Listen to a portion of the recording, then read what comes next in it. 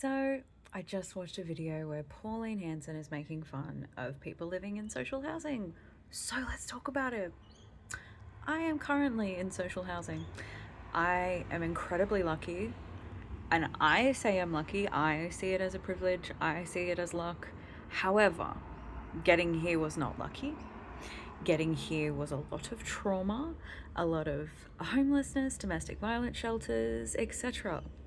So, while I now see it as a privilege, I earned it. And it took years of advocating for myself, going to doctors, being in temporary housing, being around really scary people. But I applied, I got here, I got myself to uni, and I am so incredibly lucky that I'm insulated from the rental crisis that's happening with my generation and everybody. But that's my privilege is, I have stable housing that I'm not going to lose if I lose my job or if I lose something or if I got sick. That is an immense privilege. However, it's earned. The amount of comments that I've seen of white men saying, oh, there should be limits on social housing. I saw one where there was oh, it was 3 years, or like a 3-year limit of social housing, or social housing should have, caps, and it should have all of these different rules. And it's really talking about punishing, but it's also talking about the people in social housing and acting like these issues are temporary and acting like these issues are something that you can work your way out of. You absolutely can. However, that's the minority.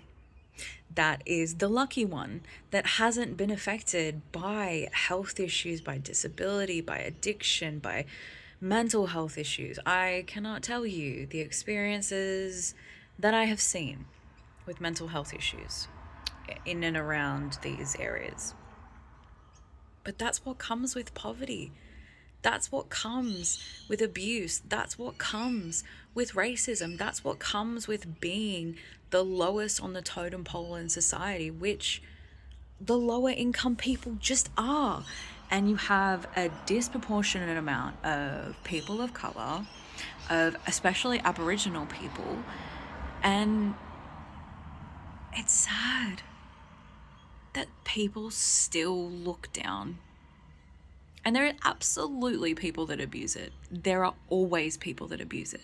But using the people that abuse it as the test or as the reason to punish poor people, because that's what rich people just love to do in politics, is, poverty is the people in poverty are to blame for their poverty, which I'd say 50-50. We all absolutely make our own decisions. I've gotten here from bad decisions that I've made. However, I didn't decide to be born with my heart condition. I didn't decide to be born with endometriosis. Those are things that have happened to me. I can't change them. I can only change the way that I react to it in the world. And unfortunately, it means I can't work full time. And how do you go as an adult in this world without working full time and expect to get anywhere? Working full time, you really can't expect to get anywhere. There are people working full time that can only afford to rent a room in Sydney. And that's why I say that I'm lucky, because I don't have to experience that. And I did experience that when I came here. Renting rooms as an adult and having no prospects in property, or even just being able to exhale. I can't imagine renters now can even do that. The amount of rental increases, the amount of issues that people are having. How do you get comfortable enough to work on yourself, to have the energy to want to do a business. And it's so easy to say, oh, well, you should do this, you should do that. With what money?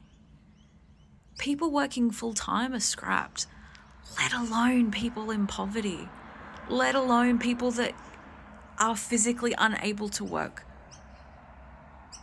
But we're the downfall of society because we take a helping hand, that we say, I need help. And it's something that took me a very long time to get past. Like I got disability in January of this year. I could have gotten disability like probably 8 years ago, easily. But I shamed myself, and I was just like, well, I'm making excuses. I don't deserve a handout. I should just be doing better.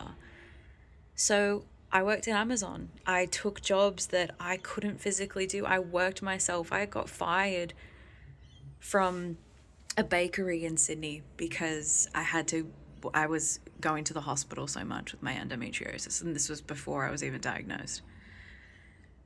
You work yourself to a place, and sometimes your body just shatters. And every person's body shatters at different rates. There's somebody that's probably working full time that has 4 kids that feels like they're about to shatter right now. But they don't have a choice. Isn't it good that we're helping people just survive? Like, I'm not making money. I'm not profiting. I can barely save, let alone save for a house or save for a car. Like, my car's 20 years old, and I don't know what I would do if it broke down. I'd be screwed. It's like there's so many things that I can't even think of because I can't afford. So that's not in my reality. But there's things in my reality that y'all wouldn't handle. Being this sick is emotionally and physically exhausting. And then to have people like shame you for it when I didn't do anything. So I'm going to continue to bitch about it on the internet, and wherever I can actually use the luck and the privilege that I have in, not worrying about losing my job based on videos that I do, or not losing my housing based on videos that I do. A lot of people can't do that. And a lot of people can't go to uni really as a hobby.